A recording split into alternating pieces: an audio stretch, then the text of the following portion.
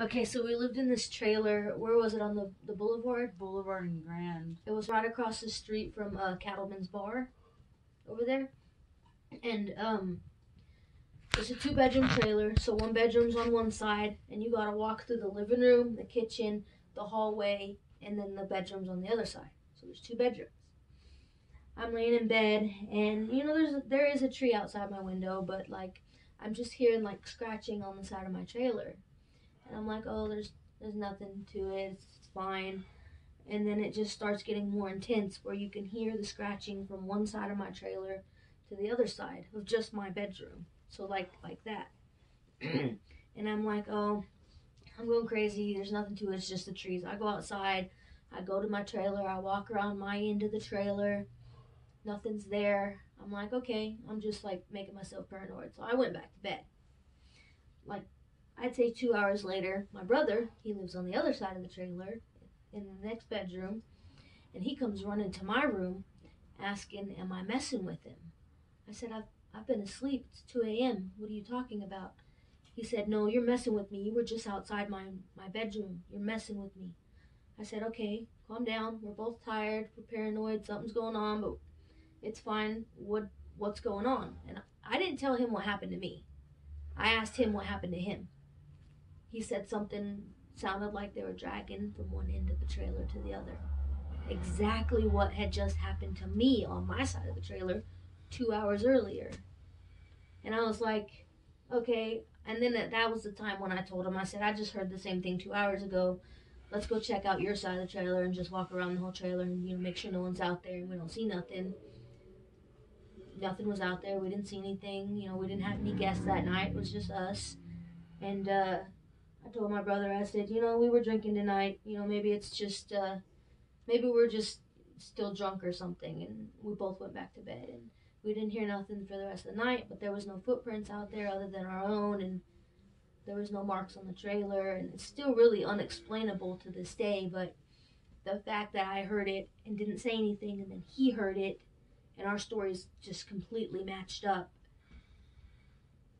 I don't know. It's unexplainable. We still don't know what it was or.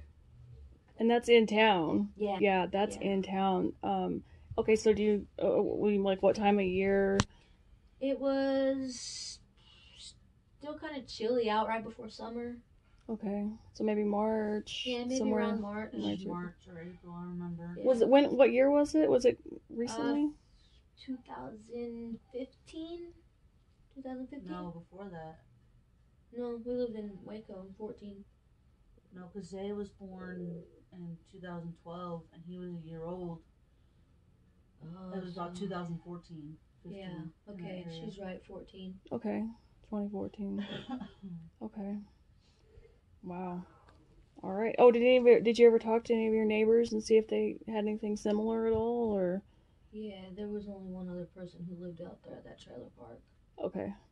And he had a gun, so if there was anything going on, the person will be dead in our yard.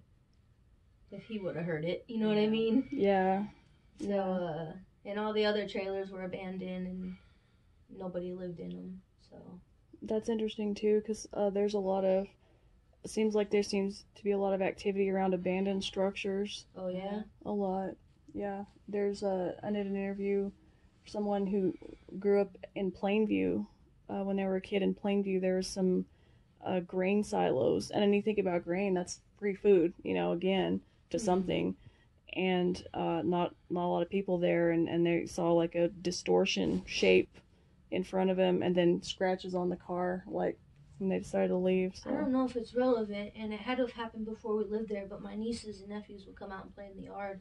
And she said that she went 2 trailers over, and there was like a dead skull to an animal or something out there.